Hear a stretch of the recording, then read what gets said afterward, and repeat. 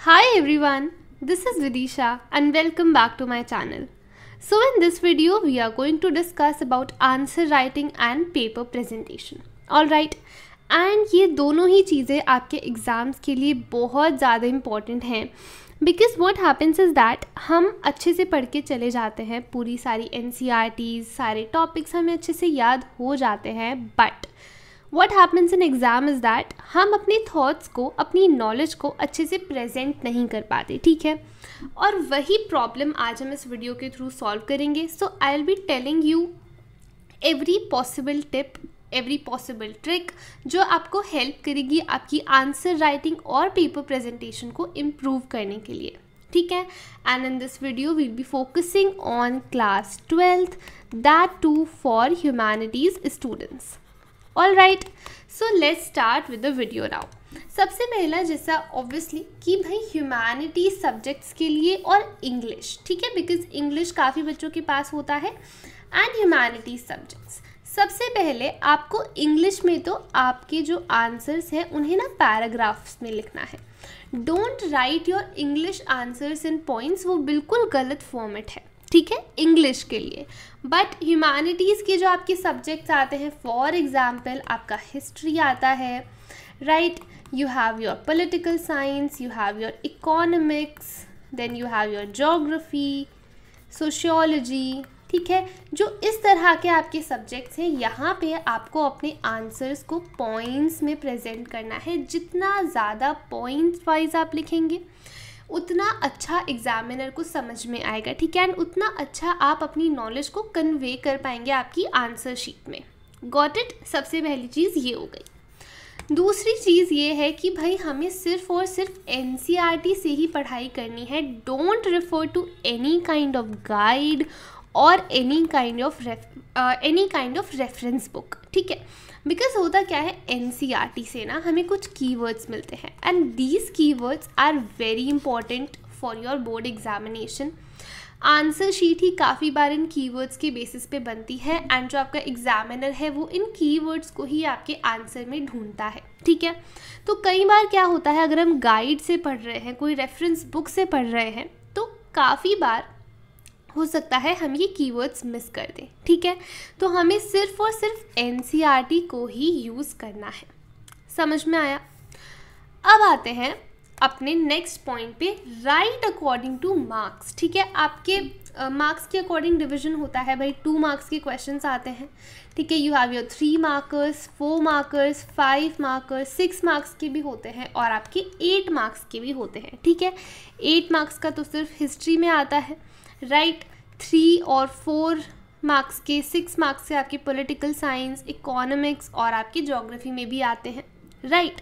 2 marks. सो आपको marks के according लिखना है। अब अगर आपका 2 मार्क्स का क्वेश्चन है तो try to write at least 2 points, otherwise 3 points, not more than 3 points in a 2 marks answer, ठीक है। अदरवाइज क्या होता है, आपके पास फिर लॉन्ग आंसर्स के लिए समय नहीं बचेगा, ठीक है। सो एक आंसर में उतना ही लिखो जितना पूछा है और उसी के अकॉर्डिंग लिखो जितने वो मार्क्स का है। 2 मार्क्स का है तो 2 पॉइंट्स इनफ है। थोड़ा सेफर साइड होने के लिए you can add 3rd point, but no, not more than 3 points in a 2 marks answer, ठीक है। सिमिलरली फॉर 3 मार्क्स का अगर आपका आंसर है तो 3 to 4 पॉइंट्स या फिर 5 पॉइंट्स इनफ होते हैं। हाउएवर आपके जो 4 मार्क्स, 5 मार्क्स, 6 और 8, इवन 4 मार्क्स में भी आप 4 पॉइंट्स, 5 पॉइंट्स लिखेंगे, वो इनफ है। बट ये वाले आपके ना लॉन्ग आंसर्स की तरफ आ जाते हैं। So try to explain the topic but points में, और जितना ज़्यादा आप हेडिंग्स में डिवाइड कर सकते हैं उतना अच्छा है। मैं आपको आगे सैम्पल्स दिखाऊंगी ताकि आपको थोड़ा सा क्लैरिटी हो जाए कि आंसर कैसे लिखना है, ठीक है। So I will be telling you everything. Make sure कि आप पूरी वीडियो देखो, राइट। सो हमें यहाँ पे क्या समझना है कि मार्क्स के अकॉर्डिंग लिखना है। ऐसा नहीं है कि 2 मार्क्स के या 3 मार्क्स के क्वेश्चन में हम बहुत ज़्यादा टाइम दे रहे हैं, ठीक है।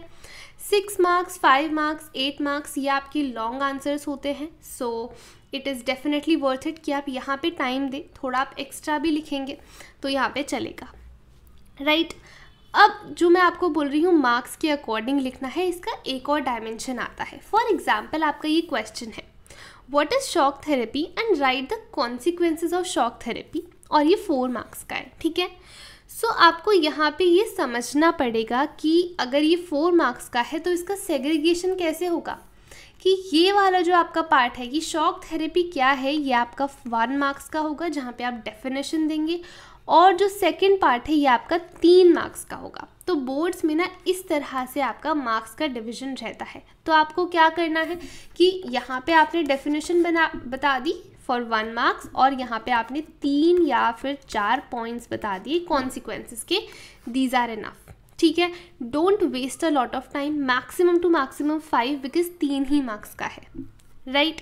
सो ट्राई टू अंडरस्टैंड कि इस तरह से डिवीजन होता है, और ये आपको तभी समझ में आएगा जब आप प्रीवियस ईयर क्वेश्चंस करेंगे, जो कि बहुत इंपॉर्टेंट है, ठीक है। And this is the high time जब आपको आपके प्रीवियस ईयर क्वेश्चंस एटलीस्ट देखने शुरू कर देने चाहिए। If you don't have time to practice them right now, at least एक चैप्टर पढ़ने के बाद खोल लो गूगल पे, ठीक है, all the previous year questions and try to solve them in your mind, ठीक है। अगर लिखने का टाइम नहीं है अभी, no problem, got it. Moving on towards our next point, what should be the format of your answer, answer को लिखना कैसे है। सबसे पहली चीज़ आती है आपकी इंट्रोडक्शन, ठीक है। आई वुड से कि 2 से जो 3 मार्क्स के क्वेश्चन होते हैं, यहाँ पे आप अगर इंट्रोडक्शन या कंक्लूजन नहीं देंगे तो भी चलेगा, but 4 marks, 5 marks, 6 and 8 marks में this format has to be followed, ठीक है। तो आपको क्या करना है, इंट्रोडक्शन देना है। नाउ मेक श्योर कि आपका इंट्रोडक्शन बहुत लेंदी ना हो, 1 से 2 लाइन का इंट्रोडक्शन बहुत होता है, ठीक है। आपने अपना जो टॉपिक है उसको इंट्रोड्यूस करा, then you will write the main content of your chapter, content of your question, ठीक है। एंड लास्ट में आप फिर देंगे कंक्लूजन, सेम विद कंक्लूजन, बहुत बड़ा कंक्लूजन नहीं लिखना है, 1 से 2 लाइन का कंक्लूजन इनफ होता है, ठीक है। So try to follow this pattern of your answer, I will show कि कैसे लिखना है। दूसरा पॉइंट हमारा ये आता है कि जो भी आपके लॉन्ग आंसर्स हैं, जैसे कि 8 मार्क्स के या फिर 6 मार्क्स के जो क्वेश्चंस हैं ना, ट्राई टू गिव हेडिंग्स, ठीक है। आप जितना ज़्यादा आपने यहाँ पे सपोज इंट्रोडक्शन लिख दिया, now give a heading and then write points, heading and then points. Now I will basically make it clear through my answers, जो कि मैंने उस टाइम पे लिखे थे ड्यूरिंग माई क्लास 12, तो आपको और ज़्यादा क्लियर हो जाएगा। नाउ हिस्ट्री का 8 मार्क्स क्वेश्चन कैसे अटेम्प्ट करना है। अब देखो यहाँ पे थोड़ी सी चीज़ें बताती हूँ। पहली चीज़ तो यही कि आपको स्टार्ट करना है इंट्रोडक्शन से, ठीक है, बिकॉज 8 मार्क्स बहुत होते हैं, एंड अगर आपको 8 on 8 चाहिए then you have to follow these steps, all right. तो स्टार्ट हमें करना है इंट्रोडक्शन से, उसके बाद हमें अपने कंटेंट पे आना है। मेन होता है हमारा कंटेंट, जो आपकी बॉडी होगी आपके आंसर की, ठीक है। नाउ जैसा मैंने अभी ऊपर भी बताया कि भाई लॉन्ग आंसर्स में आपको हेडिंग्स में डिवाइड करना है, try to give headings and subheadings as well, ठीक है। सो जितना ज़्यादा आप पॉइंटर्स में उसको डिवाइड कर देंगे, suppose this is your first heading, ये एक्सप्लेन करी, second heading, then you will explain this heading, third heading and you are explaining this, ठीक है। सो ये आपका जो आंसर है ना, उसे और ज़्यादा प्रेजेंटेबल बनाएगा, बहुत नीट एंड क्लीन तरीके से आपका आंसर एग्जामिनर को समझ में आ जाएगा, ठीक है, श्योर। अब दूसरी चीज़ आप यहाँ क्या कर सकते हैं, आप फ्लो चार्ट्स का यूज़ कर सकते हैं, all right. Now what happens is that history में there are lengthy questions, and if you are running short of time then आप क्या कर सकते हैं, you can use flow charts, फटाफट से जस्ट एक्सप्लेन द कंसेप्ट ताकि आपके मार्क्स ना कटे, ठीक है। और साथ में फ्लो चार्ट्स बना सकते हो, देन उससे अच्छी बात तो कोई है ही नहीं। मेक श्योर कि आप फ्लो चार्ट्स भी यूज़ कर रहे हो अपने आंसर में, बिकॉज वो आपको और ज़्यादा आपके आंसर को और ज़्यादा प्रेजेंटेबल बनाता है, और एग्जामिनर को भी पता लग जाता है कि आपने हार्डवर्क करा है, आपने अच्छे से आंसर को प्रेजेंट करा है और आपका कंसेप्ट क्लियर है। Are you getting my point? Now geography में ना सेम वही चीज़ें आपको फॉलो करनी है। यहाँ पे एक चीज़ मैं बता सकती हूँ, पहली चीज़ फ्लो चार्ट्स आपको यहाँ पे भी यूज़ करने पड़ेंगे, ठीक है। अगर आपके पास टाइम है तो देन फ्लो चार्ट्स डेफिनेटली आप यूज़ करो, और ट्राई टू यूज़ मैप्स, ठीक है। सपोज़ आपका कोई भी चैप्टर है जहाँ पे आपको कुछ स्टेट्स के बारे में दिखाना है, ठीक है भाई, कॉटन कहाँ ग्रो होता है, कुछ ऐसा आपको दिखाना है, पॉपुलेशन से रिलेटेड दिखाना है, तो फटाफट से ट्राई टू मेक इंडिया का मैप, ठीक है, रफ डायग्राम बना के एंड उस पर आप लोकेट कर सकते हो, ठीक है। I hope this is clear, right.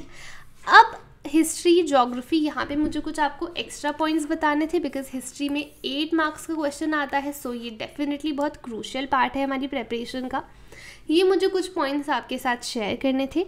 Now I will be showing you my answer copies की एग्जैक्टली मैं बोल क्या रही हूँ, ठीक है, उसे हमें अप्लाई कैसे करना है वो आता है हमारा मोस्ट क्रूशियल पार्ट, ठीक है। So let's move forward to that. तो यहाँ पे देखो, ये पॉलिटिकल साइंस की आंसर शीट है, ठीक है, पॉल साइंस की। And look at this question number 8। So इस क्वेश्चन में पूछा है कि जो इंडिया का जनरल इलेक्शन हुआ था 1952 में, it became a landmark, it was called a landmark in the history of democracy, ऐसा क्यों, ठीक है, दिस वाज द क्वेश्चन। तो जैसा मैंने बोला कि आपको बेसिक सा इंट्रोडक्शन देना है 1 से 2 लाइन का, तो यहाँ मैंने लिख दिया that India's general election of 1952 became a landmark in the history of democracy all over the world। Question से इंट्रोडक्शन उठा लिया, ठीक है, बहुत ज़्यादा क्रिएटिव चीज़ तो यहाँ पे नहीं करी है। अब जो मैं आपको बोल रही थी हेडिंग वाली बात, ठीक है। So what is my first heading? पहली चीज़, क्यों लैंडमार्क बोला गया इसको? First, problems faced by election commission to conduct free and fair elections, ठीक है, this is our first point. तो यहाँ पे मैंने इसे एक्सप्लेन करा पॉइंटर्स में, ठीक है। उसके बाद हमारा second heading, significant features of this election, then I have explain this, right. So इस तरह से आपको फिर एक्सप्लेन करना है। उसके बाद हमारा जो थर्ड पॉइंट आता है, views of critics before election, भाई क्रिटिक्स क्या बोल रहे थे इसके बारे में, वो एक्सप्लेन करा। एंड फोर्थ हेडिंग हो गई हमारी, क्रिटिक्स वो proved wrong, views of critics after election. तो बिफोर इलेक्शन क्या बोला एंड आफ्टर इलेक्शन क्या बोला, got it. So this is how you have to present your answers. And आप देख सकते हैं काफ़ी नीट एंड क्लीन आंसर ये लग रहा है। I hope it is clear जो मैं हेडिंग्स वाली बात आपको बोल रही थी, राइट। एंड देन आप देखो, पेपर प्रेजेंटेशन की बात करें तो you just draw a line and then starting with our next question. So again वही heading, it makes basically examiner को लगता है कि हाँ you have a clarity of the concept, ठीक है। तो यहाँ पे मैंने पहली हेडिंग क्या दी, पार्टीशन के बारे में पूछा है ना। तो first heading communal violence and killings, फिर उसको एक्सप्लेन कर दिया थोड़ा सा पैराग्राफ में। Then creation of communal zones, refugee camps में लाइफ कैसी थी, विमेन को क्या फेस करना पड़ा, इंडिया में माइनॉरिटीज़ का क्या हाल चल रहा था, डिविजन ऑफ हर्ड्स एक बहुत इंपॉर्टेंट टर्म आती है, and then partition of financial assets, because हमने देखा फाइनेंशियल एसेट्स तक डिवाइड हो रहे थे इंडिया पाकिस्तान के बीच में। तो हेडिंग लिखी और उनको एक्सप्लेन कर दिया। I hope it is clear. Then simple सा यहाँ पे आपको देखो क्वेश्चन पूछा है, what were the reasons for disintegration of USSR, right. क्या रीजंस थे? पहला इकोनॉमिक रीजंस, उसको एक्सप्लेन करा। उसके बाद जो भी आपके पॉलिटिकल रीजंस रहे होंगे वो आप एक्सप्लेन करेंगे, ठीक है। नाउ आई होप थोड़ा सा आपको क्लैरिटी आई है कंसेप्ट की कि मैं आपसे क्या बोलना चाह रही हूँ व्हेन आई एम सेइंग कि आपको पॉइंट्स में आंसर लिखना है और हेडिंग्स आपको यूज़ करनी है। मेक श्योर कि आप लाइन ड्रॉ कर रहे हैं after each question to avoid confusion. Clear है? I hope it's okay. Now अब मैं आपको एक हिस्ट्री की कॉपी दिखाती हूँ इसी तरह से, ताकि और ज़्यादा आपको हिस्ट्री की भी थोड़ी क्लैरिटी हो जाए। सो दिस इज़ हिस्ट्री की आंसर शीट, ठीक है। अब यहाँ पे आप देखो क्वेश्चन था हड़प्पा के बारे में, ठीक है। सो द इंट्रोडक्शन, जैसा मैंने पहले ही बोला कि आप क्वेश्चन से अपना इंट्रोडक्शन उठाएंगे। The Harappans used a wide variety of strategies to procure different materials and some of the strategies are as follows. तो यहाँ पे पूछा गया था कि भाई जो हड़प्पन्स आर्टिफैक्ट्स बनाते थे उसके लिए मटीरियल्स यूज़ होता था, है ना। अब जो मटेरियल्स थे वो एक जगह तो अवेलेबल नहीं थे, तो डिफरेंट प्लेसेस से ये जो मटेरियल्स हैं ये कैसे प्रोक्यूर करते थे वो बताना है। तो नॉर्मल सा इंट्रोडक्शन है that some of the strategies are as follows. पहली हेडिंग मैंने लिख दी इस्टेब्लिशिंग सेटलमेंट्स, ठीक है। दूसरी हेडिंग हो गई send expedition, right. Neat and clean answer है। देन नेक्स्ट क्वेश्चन देखो हमारा भाई 6th सेंचुरी के बारे में पूछा है कि उसे टर्निंग पॉइंट क्यों बोला जाता था। तो ये हमारे पॉइंट्स हैं। पहला point, because there were early states and cities were emerging, है ना। आयरन का काफ़ी ज़्यादा यूज़ हो रहा था, कॉइन्स वहाँ पे डेवलप हो रहे थे। And you can see I have underline the important points, right. So अगर आपको हेडिंग्स बनाना नहीं आ रहा है, अगर उतना अभी क्लैरिटी नहीं है, देन ये मेक श्योर करो कि आप जो भी इंपॉर्टेंट टर्म्स हैं उन्हें अंडरलाइन ज़रूर करके आओ, ठीक है। जैसे यहाँ पे हेडिंग की ज़रूरत नहीं थी बिकॉज छोटे छोटे पॉइंट्स हैं, तो यहाँ क्या करा भाई, इंपॉर्टेंट पॉइंट्स को अंडरलाइन कर दिया, हाईलाइट कर दिया, ठीक है। देन आप देखो यहाँ पे बुद्धिज़्म, जैनिज़्म, राइट, महाजनपदास के बारे में बताया, तो इम्पॉर्टेंट महाजनपदास एक्सप्लेन कर दी। उसके बाद ब्राह्मण्स, धर्मशास्त्रास, धर्मसूत्रास, वो सारा पॉइंट्स हैं तो उनको अंडरलाइन कर दिया। सिंपल सी चीज़ है। अब आते हैं भाई 8 मार्क्स के क्वेश्चन पे। ये पॉइंट क्वेश्चन नंबर 19, सो आप पढ़ सकते हो, ये सिंपल सा क्वेश्चन है, ठीक है। 8 मार्क्स का क्वेश्चन। तो यहाँ पे पूछा था मोहनजोदारो के डिस्टिंक्टिव फीचर्स, ठीक है। अब थोड़ा सा इंट्रोडक्शन दिया कि जो भी मोस्ट डिस्टिंक्टिव फीचर्स हैं वो कौन कौन से हैं। So the most distinctive features of Harappa was the development of urban centre and Mohenjodaro was one such centre. तो डिस्टिंक्टिव फीचर्स क्या हो गए, फर्स्ट हेडिंग डाली टाउन प्लानिंग, टाउन प्लानिंग को पॉइंट्स में एक्सप्लेन करा। सेकेंड हेडिंग मैंने डाली भाई ड्रेनेज सिस्टम, उसको एक्सप्लेन करा। डोमेस्टिक आर्किटेक्चर एंड सिटाडल, ठीक है। यही तो हमारे टॉपिक्स के भी नाम है, तो टॉपिक्स के नाम की हेडिंग यहाँ पे डाल दी। तो काफ़ी ज़्यादा क्लियर आपकी आंसर शीट दिखती है, नीट क्लीन आपकी आंसर शीट दिखती है। Don't write your answers in paragraphs, उससे एग्जामिनर कंफ्यूज होगा डेफिनेटली, ठीक है। सो आई होप कि ये जो भी यहाँ पे मैंने आपके साथ एडवाइस शेयर करी है, जो भी टिप्स शेयर करी हैं, ये आपको याद रहेंगी, ठीक है। एंड आई होप कि ये सारी चीज़ें आप फॉलो करेंगे। एंड ट्रस्ट में अगर ये चीज़ें आप फॉलो करते हैं, ठीक है, you can take this reference इस आंसर शीट का, इन क्वेश्चंस का, ताकि आपको और ज़्यादा हेल्प हो जाए, ठीक है।